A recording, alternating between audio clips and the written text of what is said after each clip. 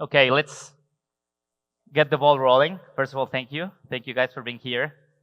This is a really good topic I'm really passionate about, football for good, and how the sport is really impacting in our daily lives and also people in need and how it impacts our society. So I'm gonna introduce to our panelists. I'm gonna start to my left. So we have Pretty Shitty, who is the CEO of Upshot, non-executive director of Brentford Football Club, and vice chair of Street Child United. So Pretty, please introduce yourself. Hi, thanks for having me. Yeah, as you just mentioned, I have a couple of roles, but being the vice chair of Street Child United is probably the most meaningful one. I started as a volunteer in 2018 and then joined the board a couple of years later, and I've been involved for a few years. As an organization, Street Child United has a mission to change the negative perceptions and treatment of street-connected children all over the world. And we do this by using the power of football and leveraging the platform of the FIFA World Cup to bring teams of street-connected children from all over the world to the country where the World Cup is happening and let them play their own World Cup and advocate for their rights, specifically focused on the right to legal identity, access to education, protection from violence, and gender equality. Thank you, Pretty. Now I'm gonna go with Emiliano Serrano, who is an Argentine fan of Leo Messi, of course, industrial engineer, and he's the general manager of Join the Planet. Emiliano, welcome. Thank you, Diego, and thank you to the SoccerX organization for having us here today. I will be more than happy to talk about Join the Planet and this boot that is nonetheless that Leo Messi's left foot made from recycled material. This fishing net that you can see here has been recovered as discarded material in the ocean, and with that raw material we generate this set of collectibles that generate income, in which a portion of that income gets donated to different NGOs that are working towards the planet conservation. So I'm really excited to be here, and thank you again for the opportunity. Thank you, Emiliano. Thank you for being here. Now I also want to introduce Greg Gormley, co-founder and CEO of Scoot Echo. So Greg, welcome. Thank you. Thank you very much. Well, great to be here with my fellow panelists. Thank you to SoccerX as well. Scoot Eco is a platform where we help businesses try and hone in on their ESG goals. And for me, it's not only about environmental, it's very much social impact as well. We created a platform that have in-the-moment solutions that gives the ability for businesses to offer their customers, fans, guests, a way to actually counter their emissions from doing everyday activities with simple eco donations. And then importantly, we showcase it through a QR code, the impact profile of the business. And so we can actually really start to give a massive effect into what the company is actually doing for the good for the planet. Thank you, Greg. Thank you. And last but not least, Jeff Lahart, manager and coach development at Special Olympics International and also Global Football Development Lead. Welcome, Jeff. Thank you, Diego. Appreciate it. And thanks to SoccerX for having us here. Special Olympics is a sports organization and a sport for development organization for people with intellectual disabilities. So our aim really and our mission is to provide competition and training opportunities for people with intellectual disabilities all year round. Obviously, in this context, we talk about football, which is our biggest team sport that we offer. We've over 500,000 athletes worldwide in over 190 countries that participate in football. So you can see the massive opportunities that are there for football to continue to grow, but also to have the impact that we have. We offer a unified program, which is people with and without intellectual disabilities that play football together. And through that, we break down the barriers of exclusion and really put the social impact of the inclusive mindset into people. Thank you, Jeff. All right, let's start with the first topic. And the first global topic we want to discuss, it's about role modeling and how role models really impact the society and through the sport. So I'm going to start with you, Pretty, and how role modeling is so crucial and important for you to create that impact through your lens. Yeah, I mean, it's really important. You know, we work with young people, with young children between the ages of 14 and 17. And when you use something like the power of football, we know the power of role models that they see on TV, celebrities. We've been really lucky with our ambassadors. We've had the likes of Prince William seeing off Team England in 2022. We've had Mr. Beast involved. We've had David Beckham come and meet some of our young leaders. And obviously that power is amazing because it's showing our young people that they're valued, that people care about them, that even these global superstars are interested in their lives. And so that's really important. But then the real impact for us then comes that level that's deeper. So we have a young leader program where young people that participate in a Street Child World Cup join a 2-year program with us where they learn life skills, they get mentors, and we've had some brilliant mentors there. Jules Breach is one of our mentors, and Vicky Sparks, and they get one-to-one time with these mentors where they're really learning about what that role modeling behavior looks like. They get to speak to somebody about their personal experience. But then we see it at our events. It's young people role modeling young people, right? And the beauty of bringing young people from completely different countries, different backgrounds, and while they are all street connected, being street connected in the UK or the US is very different from being street connected in Bolivia or India. And so the power of them talking to each other and learning about each other's lives and role modeling, it puts things into perspective, right? And it really makes you understand, even in those situations and those contexts, what privilege is. And for us, some of the most beautiful role modeling has come from one team. We had Team England in Doha got really close to Team Nepal. And they said at the end, when we go home, we're going to raise money for Team Nepal. And that is really beautiful because for them, they felt like, while we're in a difficult situation, it's nothing compared to this other team in this other country. And the bonds that they build there, they are role models for each other. And that, I don't think, you can't write things like that. And that's just very organic. Yeah, talk about role modeling, Emiliano. Obviously, you have the face of this guy, Lionel Messi, and how important it is for not only young generations, but also for adults that are trying to. Yeah, so well, I believe the big possibility that we have in Join the Planet, thanks of having someone like Leo, is the ability to share a message in terms of small actions count. That is what we try to say in Join the Planet. Everyone around us can do a lot of things on a daily basis in order to have a better place in where we are all living. Today, it not takes much time or effort to do things that generate true impact. And with the thanks of Leo, we can do these sort of things. And of course, creating massive communication campaigns, leveraging on certain basic assets that can assure that a communication done by someone with his influential voice, but staying very, very simple, can help us in generate this awareness that we're looking to generate in the overall, let's say, landscape. Awesome. How about from your perspective, Jeff, for Special Olympics and how it's amazing what these athletes are able to do, and also to incentivize and motivate people who would like to follow the same steps. Absolutely, and that's the incredible thing about Special Olympics in terms of we probably have role models internally and externally that we can leverage. And internally, we look at the athletes themselves in being role models, and it goes back to the age-old tale of, if you see someone or a friend participating in a sport, you will then be more likely to join the sport that way. So athletes themselves are role models to each other. And it's amazing then what comes from that in terms of the leadership opportunities and the life skills that they develop through sport.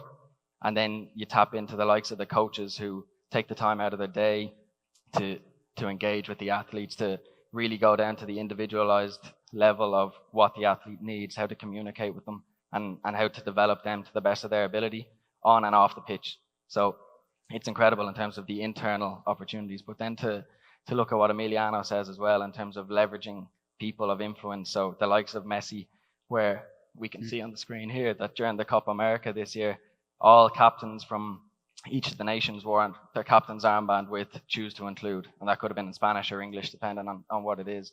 But people are seeing this and using them as role models and saying they're choosing to include, why shouldn't I? And it's really changing the perspective globally. So using them as role models too, and then to look at the federation partnerships or just the partnerships that we have in general, they're also role models in terms of trying to change and influence change of social inclusion for people with intellectual disabilities. So CONMEBOL being a prime example, UEFA as well. and then obviously the MLS. And we're lucky today to have our Inter Miami unified team players join us here at the front. So I'd encourage everyone to, when you get a chance, to chat with them all and really listen to the voice of the athletes and the unified partners, and as well as the coach, because it's incredible to hear the stories and the impact that we have here today. That's awesome. And please do after the panel session. And finally, Greg, from your perspective from Scoot Eco, also role modeling what a regular, I would say, like a normal person can do, but also can incentivize others to do the same, right? So from your perspective, how does that help to grow the community? Sure. I mean, in effect, we almost reverse role modeling. So we look to try and create these in-the-moment solutions. Like, for example, in a pitch day, you can actually buy a beer, and on that beer, there's 5 cents added. And those 5 cents adds up to a lot of money. And then we can actually highlight and showcase the social impact from those monies collected. And it's about using those role models that have benefited. So we've got like a lady in Madagascar who's got 6 children, and she relocated to become a tree planter with Eden Reforestation. And she couldn't actually feed her family because her husband died. And with relocating and the monies that are donated, she plants trees. And now this video shows her not only feeding her family, but they're all there doing their homework. So, which is an amazing story. The only way you can break poverty is through things like education. So it's those sort of reverse effects that I think can be really powerful. And for me, it's about understanding, being born in the UK, I'm already in the top 1% of the world. And it's just understanding that and having an appreciation of that. And then, understanding I can actually do some good as well, and having that amount of money that I can just donate 5p or £1, but actually seeing in context of where that goes, I think is really important. And so we utilize all these people that benefit from it as the role model to show examples. That's awesome. And I love, you guys mentioned also about small actions matter. So I want to talk about that, the impact, and in particular, social impact, and how, from your perspective, is influencing not only the society, but also to create a better community. And I would like to start with you, Emiliano, in terms of that social impact. You have obviously that boot for Messi, but it's social impact also in terms of trying to help with climate change. And also, please tell us a little bit more about your Of course. initiative. I think the key part also to understand is about the transparency, because nowadays, with all the information and the things that are going on, it's, in my opinion, or in our opinion, extremely important to be transparent and open about the things that are going on with the projects. On our side, what we've done is we're providing full traceability of the raw materials that were gathered in order to manufacture this food. The same for the communities that were involved, the timing and the location in which each of the products that we manufacture were taken in the first place. And all that information is available in the QR code that you can scan in each booth, and thus you can assure that this is not only transparent, but also trustworthy in terms of what you're saying. And this message is what allows us to, at the end of the day, Leo and the booth is the first or the spearhead of our project. Hopefully, what we want to do is to put together the best team of the world with celebrities from all over, that with their influential voice, we can do what we call the most important match against pollution in order to help support and live a better world than when we arrived. And this is, again, thinking about the small actions that matter. And in our opinion, sustainability plus transparency is key in that regard. Yeah, that's amazing. Also, by the way, you have to stay to the full show, so there's going to be a raffle at the end from this beautiful booth. But just to double-click pretty on the social impact, and in particular with children, and that's what you do the day-to-day. How important it is for newer generations, especially with those small things that are making a change. Yeah, I mean, we look at this. And impact measurement is what I do for a living, so I really care about this stuff. We look at this in 3 ways, right? The impact on the individuals themselves, the young people that most of whom have never left their cities, their countries, never been on a plane, go to this new place, meet all these new people. It can be incredibly overwhelming, but also one of the best experiences of their lives. And they go and they spend 10 days really playing football, getting to know each other, getting to make new friends, feeling empowered, learning about their rights. And so there is the individual impact. There's then the impact on their communities. They go home and they hopefully become agents for change. And a lot of what we do is supporting them and the NGOs that they work with to have legacy in their own communities. And so they create legacy programs that continue far beyond the event. And that's them saying, hey, I had this experience and, look what I learned and look what we can do together in our communities. Some of these young people then go on, obviously, we have a scholarship program for our young leaders where they go on to higher education, they start businesses, they go back to their community. So we're seeing this sustainable long-term impact. And then there's the impact on society. So policy change. A lot of what we're talking about here is we're advocating for the rights of street-connected children, and that requires governments to get involved, right? And so we've had some incredible impact with some of our teams. Because the eyes of the media, we do a Street Child World Cup normally the month before the World Cup. So the media is already there, the platform is there, and this is a good news story, right? And so our teams that have been to Street Child World Cup, Team Pakistan, when they went back to Pakistan, their government conducted the first ever census of street children. And that's real tangible change. Team Tanzania went back and met their president, and that was incredible for them. In Bolivia, Team Bolivia, they went back and they were able to speak to their government, speak to their Senate, and Bolivia made birth registrations free for the poorest 20% of the country. This is real policy change that's happening because these young people have a voice, have a platform, have the media that is saying, listen to their stories, and they go home and they continue to do brilliant things for years and years to come. And for us, when we look at it, all of those levels of impact matter, right? And for us, it's not saying, hey, we do the event and then sorry. We're also thinking about the capacity of our partner NGOs to continue to do this work, to support many other young people, but also to learn to use the power of sport as a tool for social change. That's amazing.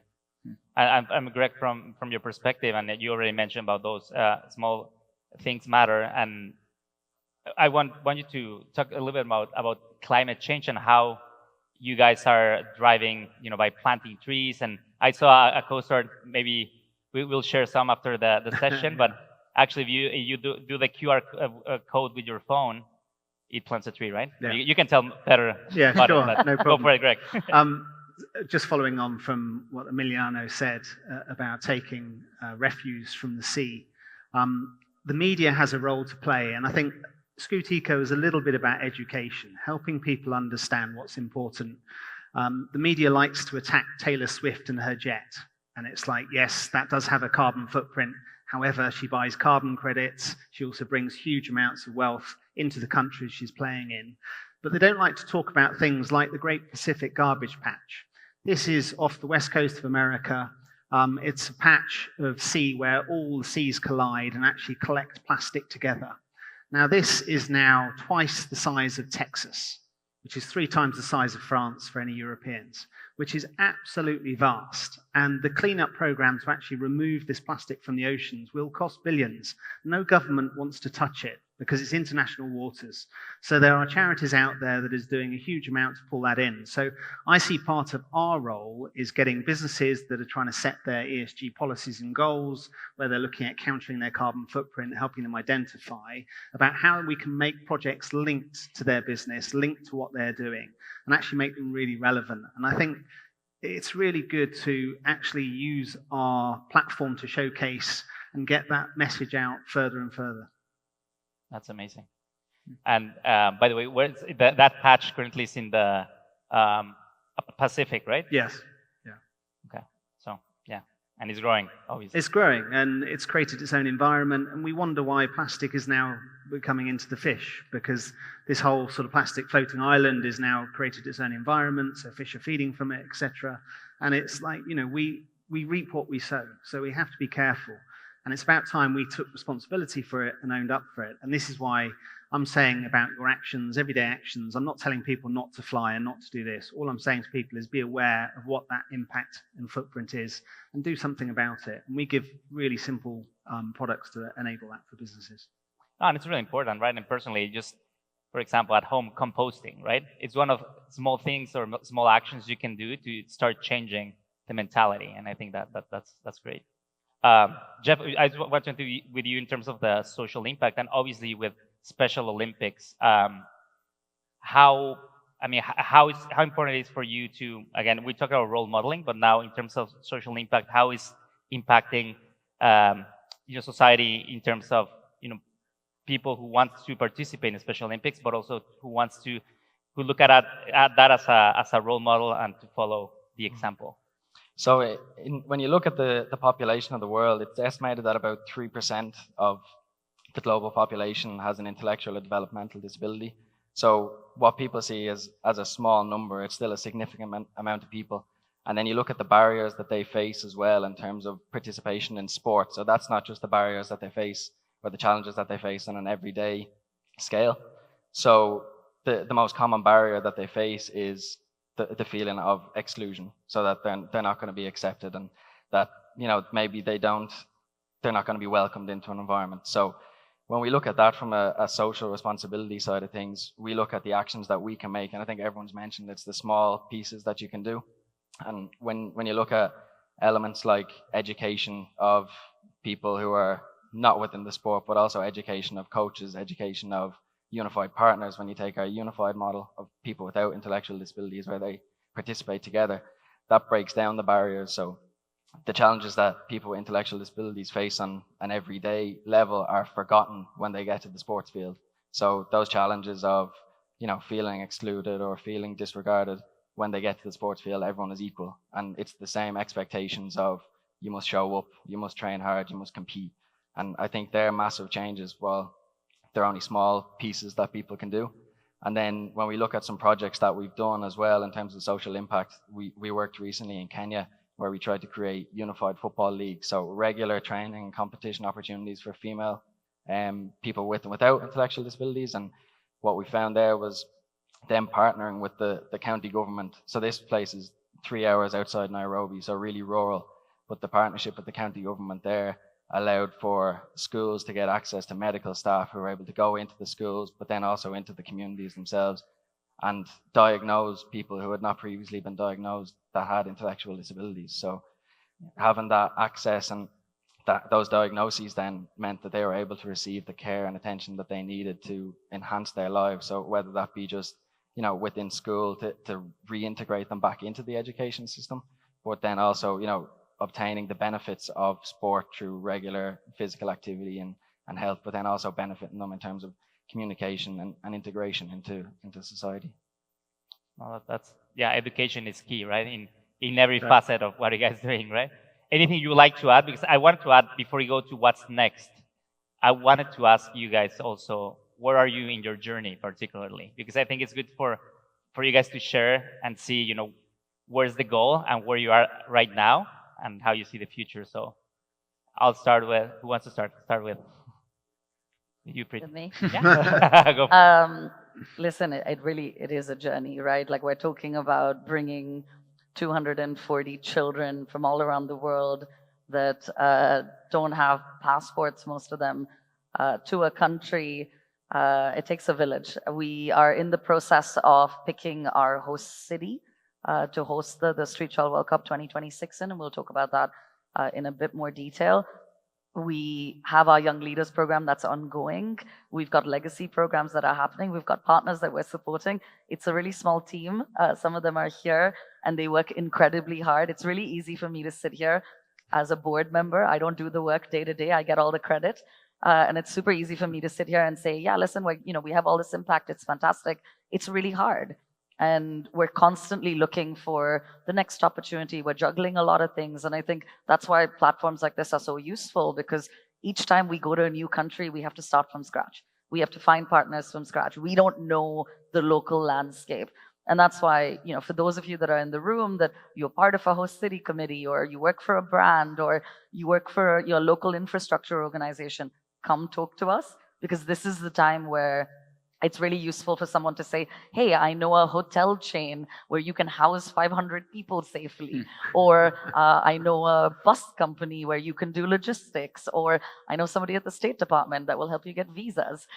So there's loads to think about, in our journey as we get closer is going to get more and more busy.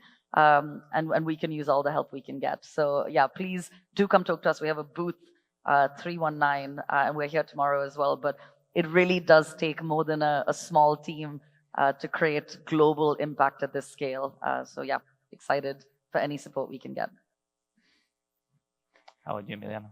Yes, well, I believe from our side, the biggest challenge today, or where we are at, is in basically bringing together or launching a global brand like Join the Planet, that even though we have Leo and we have his traction, at the end of the day, today with everything that is going on both sides, the good and the not so good, there's a lot of information around. And the biggest challenge, again, is putting together a project with a lot of things to communicate to the audience. So the challenge is how we can get to the right message, to the right people at the proper point in time in order to generate more traction that ultimately will generate revenue for the company, income for the NGOs that we are supporting, and at the same time allow us to grow the project in this challenging environment that we're living today. How about you, Greg? Well, Scoot Eco, we're sort of mainly in the UK at the moment, but we're scaling out into the US. So we're interested in speaking to any businesses looking to try and set up their ESG policies, how we can actually make it relevant to them. I mean, we talk a lot about carbon footprint, but we're so much more than that, because for me, it's about the social impact that you can deliver as a business, and then how you can showcase that to all of your stakeholders. And that includes your guests, your fans, your clients, your customers, and also your staff. We've got a product called Scoot Life, which starts from $2 a month, and it plants trees, removes plastic, and then buddies with carbon credits. And we can actually do a poll for your business, whereby every 6 months you can have a choice of carbon credits to switch to. And these can range from cook stoves in Kenya, where people don't have to cut down wood. They can utilize a biogester, fill it with manure from the cows, which distills down to fertilizer, and then hook up cook stoves. And actually the knock-on effect of that is huge, because it's quite often the women that do the cutting down of trees. So the girls and the mums actually have more time. So things like girls can go to school as opposed to just going out looking for wood. So there's huge amounts of social purpose behind it. And it's about getting buy-in from corporations and understanding about how they can actually do the carbon bit and the governance and get that tick in the box, but actually make it relevant as well. Jeff, how about you? I think the landscape that we work in is quite challenging because it varies so much across the globe. So Special Olympics is in 190 countries. We were established in 1968, and the work that's been done since then, when it was established in the US and has expanded, has been significant, but there's still a long way to go. So I think obviously seeing the reach that we have in terms of the countries that we're in is phenomenal, but the work that's being done on the ground, I think that there's still a lot more that can be done. And that's where we like to leverage on partnerships with the likes of, governments, sports federations, whatever it might be. So when you look at football in particular, we have 4 million athletes worldwide. We have over 500,000 participating in football. But like I said, there's 3% of the population of the world have an intellectual or developmental disability. So we have a massive untapped market there in terms of providing opportunities for people with intellectual disabilities to participate in sport. But I think we're definitely on the right path. Partnerships like the one that we have with SoccerX is going to leverage that in terms of the opportunities that we have to meet with different federations, sport organizations, and to be able to continue to grow that and see the impact of that will be massive. And it's only getting better. People are, environments are changing. We're seeing inclusive schools, and that's changing globally as well. But there's still a lot of work to do. Yeah, thank you for sharing your journey. That's amazing. Still a lot to go, obviously, but you're doing a great job. So let's just end with what's coming, what's next. And obviously, we have the World Cup 2026 coming to Miami, obviously. But I wanted to ask, in terms of how that global event, are you guys preparing for it, and how it's going to shape also your strategy towards 2026? So, Pretty, I'll start with you again.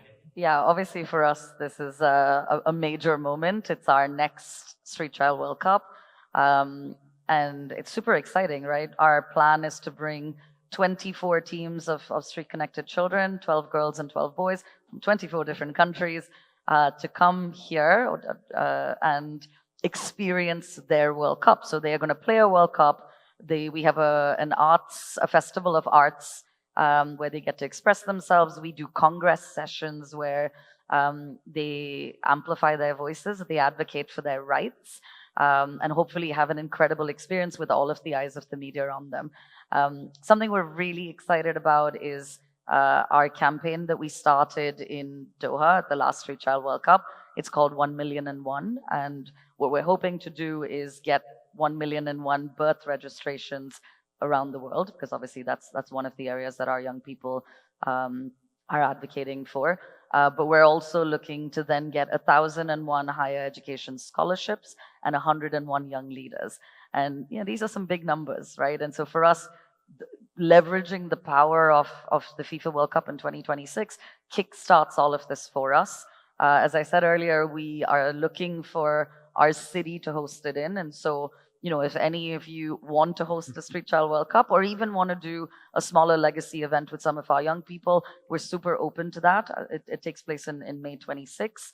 And so for us, this is a big moment. And this is the moment where we've been working behind the scenes, but we really get to provide this platform for all of our young people to represent their countries. It's something they're super proud of, to bring their flags and to put on their country shirt. It's an incredible moment that most young people don't get to do, much less these young people. And so, it's giving them this platform to represent their countries, to have some dignity, to feel like they're somebody. And that's an incredibly powerful thing. And so for us, what's coming next is Street Child World Cup 2026. And we'd love as many of you to be part of it as possible. That's awesome. So you guys heard that, okay? Emiliano, how about you? What's the well, I think it's for me it's in different layers, no? Because on the one side, only today I've met so many people doing interesting projects towards sustainability, environmental protection, social impact, like Sandy with projects like Refugees Sports Network, or Cesar with football tech. I mean, we have been seeing we have had today many conversations with different projects with a lot of effort being put.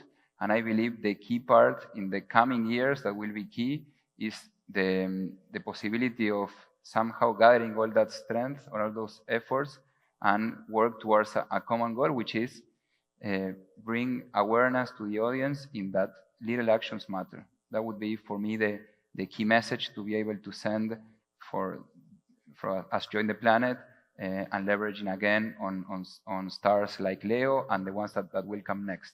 For the project itself, what we believe is going to be key in the next few years, especially with the World Cup coming, is the possibility of partnering with companies that today are doing massive efforts in terms of recycling, sustainability, and environmental care, but the public or the audience, they don't know, because they don't find a proper way to communicate, or because they are not doing enough efforts in that regard. So we want to be that sustainable partner that can support in a communication campaign, leveraging in our assets that we have today, and together build a storyline in which the audience can do all these things that are happening, from big companies all the way to the small projects that are on a day-to-day basis doing a lot of effort to do the things well. Yeah, visibility, partnerships. This is a great event, obviously, to create that. So, Greg, from your perspective, also, what's next and the vision towards an important global event like the World Cup? At the meeting earlier today about the 2026 World Cup, the panelists were talking about legacy. And they were identifying that once the tournament comes and goes, what's left behind? And it's really important that what has to be left behind is something positive. There has to be a positive impact brought from that event. And from our perspective, what we want to do is try and highlight and showcase to people. You're going to have millions of people traveling to see the World Cup, which is going to be absolutely amazing. And we're just trying to make people aware that, there's the footprint of the travel, the footprint of the stays, the carbon footprint from what you eat. And we're saying to businesses and organizations, and in fact, we're talking to the panelists as well, saying, look, firstly, you need to showcase it, help people understand and become educated. Secondly, just do small actions. If there's 50 cents added to a ticket that's an eco contribution, is that going to make a real difference? Is that going to put people buying put them off? I don't believe it does. But actually, those 50 cents collected from the millions of tickets sold makes a huge difference. And then it's about how you utilize that money really effectively, and you actually show the social purpose from it and the impact. And that's where I think, working with these guys as well is really exciting, because, we'll be able to showcase it really powerfully. And then once the tournament's gone, we can just flow around the world. Basically, we operate globally, and it's very much about helping people understand that they can do something, they can make a difference. We were talking about that earlier, just turning off the tap, turning off the lights, turning off the aircon when you leave your room. It does make a difference. People go, oh, really? And it really, really does. And it's the power of small actions, small contributions make a huge difference. Completely agree. And Jeff, how about you? Even beyond football, what's next from your perspective? Well, I think to take football as an action in terms of what's coming up from the World Cup, we obviously have the opportunity to leverage that, where you bring in multiple nations together. It's something that we do with our World Games, where we're able to promote inclusion that way. And why not be able to do that for a competition like the World Cup, where, again, we mentioned small actions, but if each nation that travels into the World Cup was able to send a message about inclusion and promote inclusion, wouldn't that drive the message even further globally? And they're seeing it on the biggest stage possible. So we're obviously looking to try make some sort of legacy impact there. And I love the fact that Greg mentioned legacy, because that's a big piece that we try to do with all our programs. So we offer a competition called the Unified Cup, which is our equivalent of the World Cup. And again, that'll be in 2026 as well. And from that, what we try to do is work with the programs so that it's not just the host country or the host program that leaves the competition with a legacy, but every program that travels in. And we try to impact that then at a local level, where we see the sport development pieces where they're working with the federations, and you're seeing the impact then at a grassroots level. So really, we want to be able to leverage competitions like the World Cup to be able to showcase inclusion and promote inclusion, and then use that as well as examples that can be taken and put into our competitions and really drive that forward. 100%. So we have a few minutes left. I want to just any closing remarks, and then maybe we can open up a Q&A, maybe a few questions from the public. So I'll change it up now. Greg, I'm going to start with you. So you can close any closing remarks. Yeah, I think from my perspective, it's, firstly, people don't like being told what to do. So, there's, people are climate deniers, and people say climate change is good, etc. But actually, for me, it's just turning around saying, look, just understand what you do on your day-to-day. Unfortunately, everything we do does create a carbon footprint, and it's just being able to do something about it. So from our perspective, we're working with lots of businesses and encouraging them to come and talk to us, firstly to sort of engage us to help on their ESG policies, but how they can actually make a real social impact. And for me, that's the most important thing, because I think generally people do want to do good, and actually the feel-good factor that we can deliver, even donating 5p, I think is really important to deliver that. So yeah, so from my point of view, go and visit scoot.eco and have a look and see what you think. Jeff, how about you? I think it would be fantastic if everyone took away from this that oftentimes it's the environment that is disabling as opposed to a person that has a disability. So to change your mindset in that way, and to really try and be inclusive in your actions, try and talk to people. I'd encourage everyone to talk to our athletes and unified partners again, and to stick around afterwards, because we do have a Soccer X Special Olympics event at 10 minutes afterwards where we're going to sign our partnership agreement. So we'd appreciate if everyone stuck around after. That's awesome. But after the raffle. After, first the raffle, and then yeah. Pretty, how about you? Listen, we don't want to live in a world where children are living on the streets, where children are being abused, where children don't have access to quality education, where they don't have access to equal opportunities. We believe that football has the power to change all this. Soccer has the power to change all that.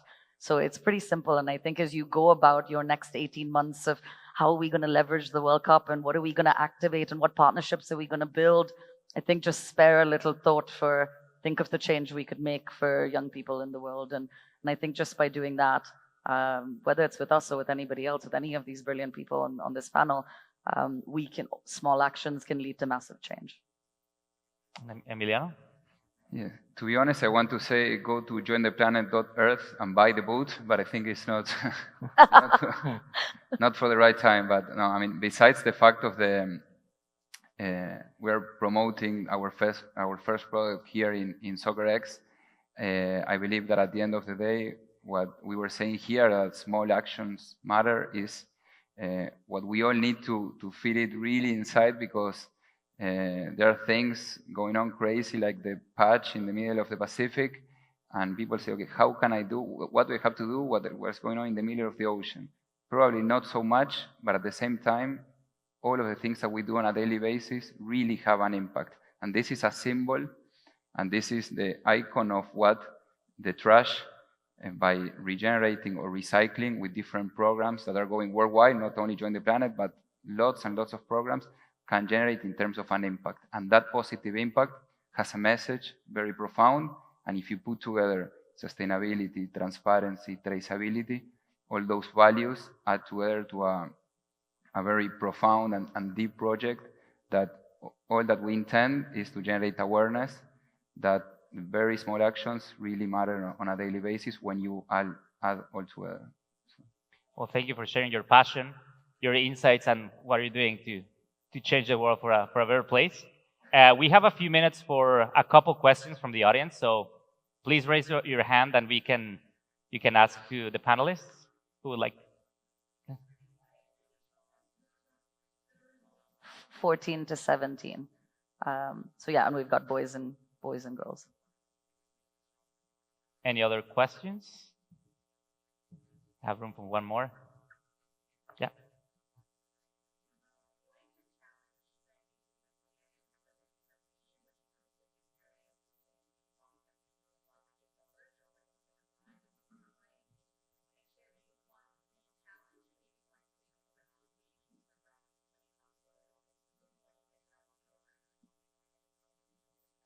To me or to him? Sorry.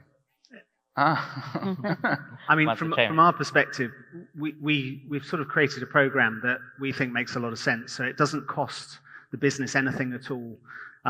It doesn't cost the business to have their impact profile. In fact, what we do is we donate money back to the business that runs the program, 10%, so they can actually start their own ESG initiatives. And that can be even from changing to LED lighting to electric cars, etc. Ultimately, it is a donation that's collected from eco contributions that can be through event ticketing, can be eco dining, eco stays, basically anything that creates money from a fan, guest, client, customer. And it's a small micro payment. Yeah, I mean, I guess from our perspective as a charity, which is, there are all the challenges of funding, right? And when you do something that's event-based, obviously the event itself costs lots of money, but the charity needs to run for the rest of the time too. For us, it's been really interesting. It's getting sponsors that buy into the long run and not just a particular event. Obviously, when we go from country to country, you've got in-country sponsors that are very interested for a Moscow World Cup, for a Rio World Cup, for a USA World Cup.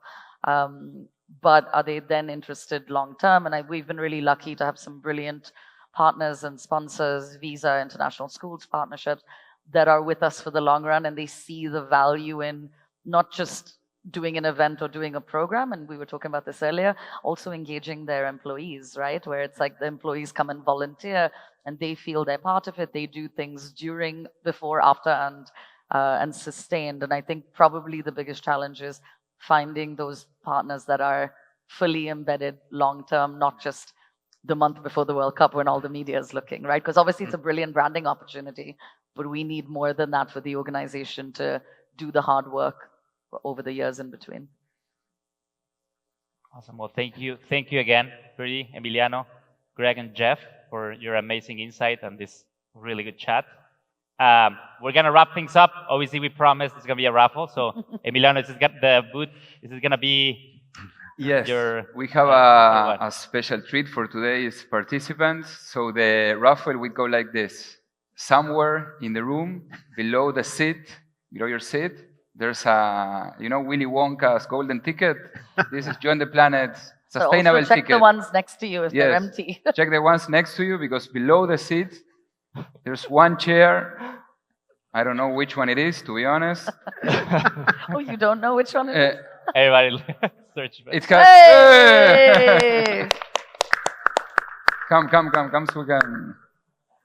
Look at that. Mm. Fantastic. Hey, round of applause. Congratulations. ¿Cómo es tu nombre? What's your name? Leon?